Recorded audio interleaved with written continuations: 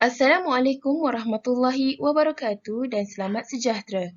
Hari ini saya akan membentangkan projek BNP 10403 Engineering Drawing and CAD semester 1 bagi sesi 2021. Izinkan saya memperkenalkan diri.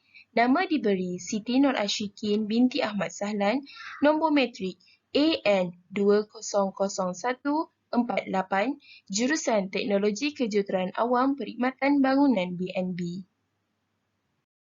Untuk tugasan pertama, saya diminta untuk menghasilkan artikel berkaitan AutoCAD. Artikel ini diberi nama Perisian AutoCAD berguna kepada pelajar kejuruteraan.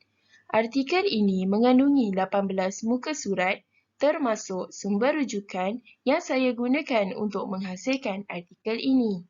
Artikel ini membahaskan pelbagai cabang perkara yang perlu diketahui oleh para pengguna supaya apabila menggunakan perisian ini, masalah dan kekeliruan dapat dikurangkan. Akhir sekali, artikel ini juga ada membahaskan berkaitan dengan sejarah perusahaan yang telah mencipta perisian AutoCAD ini. Seterusnya, rumusan artikel. Artikel ini banyak memberikan saya ilmu berkaitan dengan perisian AutoCAD dengan lebih mendalam. Artikel ini juga banyak mengajar saya berkaitan cara untuk menganalisis suatu maklumat berkaitan dengan tugasan ini. Seterusnya, artikel ini juga membolehkan saya mengetahui berkaitan dengan perintah-perintah yang saya jarang gunakan dan akhirnya dapat saya gunakan dan aplikasikan dalam lukisan CAD. Artikel ini juga banyak menarik minat saya untuk mengetahui dan mencuba semua perintah yang baru saya ketahui. Daripada artikel ini juga, maklumat yang saya peroleh dapat membantu saya untuk menghasilkan tugasan kedua saya.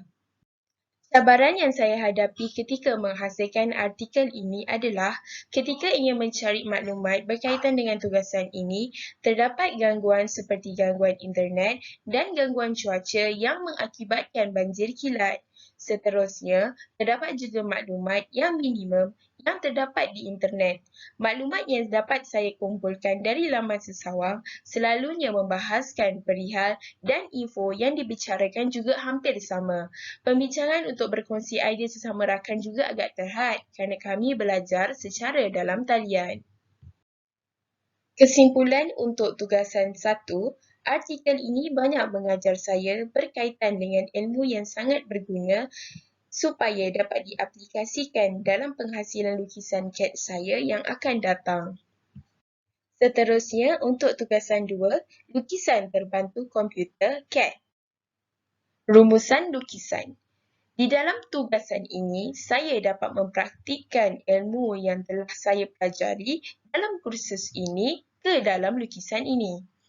Tugasan ini agak mencabar kerana memerlukan saya untuk menganalisis setiap perintah-perintah iaitu komand yang perlu saya gunakan dalam menghasilkan lukisan floor plan ini. Mengambil masa yang agak lama juga untuk saya siapkan tugasan ini kerana terdapat beberapa lukisan perlu saya pelajari dahulu di YouTube untuk memahami dengan lebih terperinci. Berikut merupakan lukisan yang telah saya lukiskan.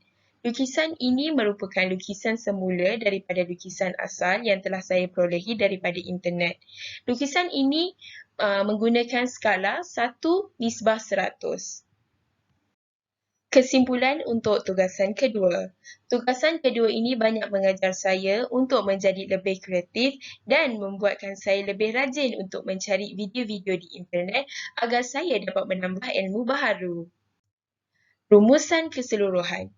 Tugasan yang diberikan ini amatlah berguna sebagai suatu langkah kepada saya untuk mengaplikasikan apa yang telah saya pelajari daripada kursus ini serta menghasilkan suatu bahan ilmiah daripada suatu analisis dan ilmu yang telah diperolehi dari hasil pencarian saya sendiri. Selain itu, tugasan yang telah diberikan ini juga telah mencabar tahap kreativiti saya dalam menghasilkan sesuatu yang mampu membantu saya di kemudian hari. Terima kasih diucapkan kepada Dr. Nur Dalila atas bantuan ilmu yang telah saya perolehi daripada beliau. Sekian daripada saya, terima kasih.